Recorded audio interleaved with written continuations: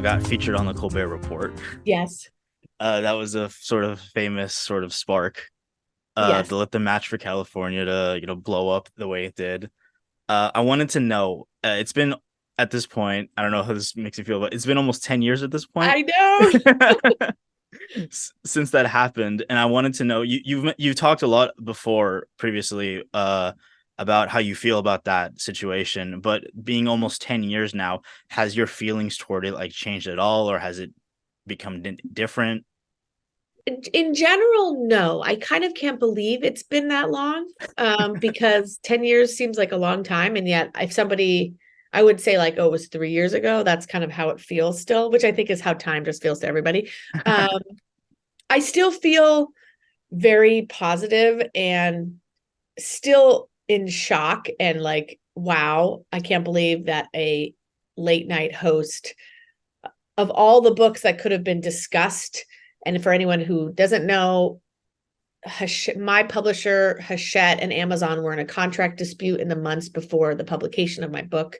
And Colbert, who also is published by Hachette, wanted to like make more of this because Amazon was having all pre-order buttons removed from Hachette titles on Amazon. Right. And so he had Sherman Alexie come on and say, read this book, California, and everyone pre-order it from Powell's or any independent bookstore. So it was this great sort of like FU to Amazon. And like suddenly my book became this big bestseller and I was an unknown first-time author. So it just seems so nutty that that happened to me. And I still feel like that, like, how would my career and how would I be different had that not happened? I don't know. It also still, for me, emphasizes how hard it is to sell a lot of books because I have not had a bestseller since that.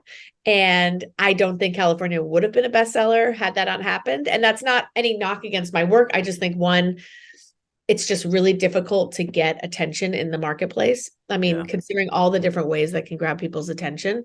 I don't know if my slightly strange California centric books are, you know, mass appeal. I mean, I would love them to all be that, but so I just think anytime I start to feel bad about it, I'm like, it took a huge talk show host like getting his army of like fans to order my book to make something like that happen. So it actually kind of like liberates me. Like I got the cool bestseller badge and they can't take it away from me. Right. And I got it in this kind of absurd, funny way. In general, I just feel grateful that it happened, which I think is a pretty healthy way to feel about it. Yeah. And I'm sort of shocked. I just realized the other day that the book came out. It'll be next year. It'll be 10 years. So next summer.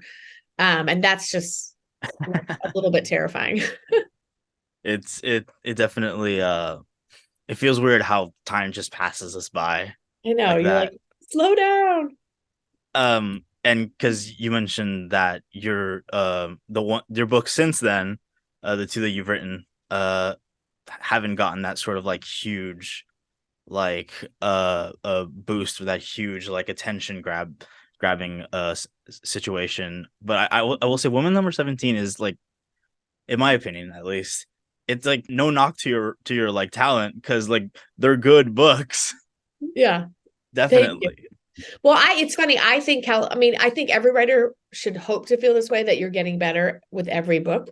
So when people it's interesting to me that people always crave reading the most popular thing, because to me, the most popular of my books is the least good of them. That's not a good sentence, but I just feel like I've grown a lot as a writer. And I think Right. of things that are how things are structured in California or how the plot unfolds that I quite frankly cringe at now.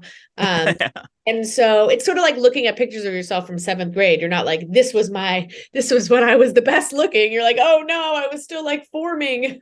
So I do think it's funny that, I wish people would not look to the most popular work. And I do it too. I think about writers where I'm like, oh, I'm going to read the one that's the best selling, but sometimes that's Yeah, not of necessarily the one that's the right one for you to read also. course.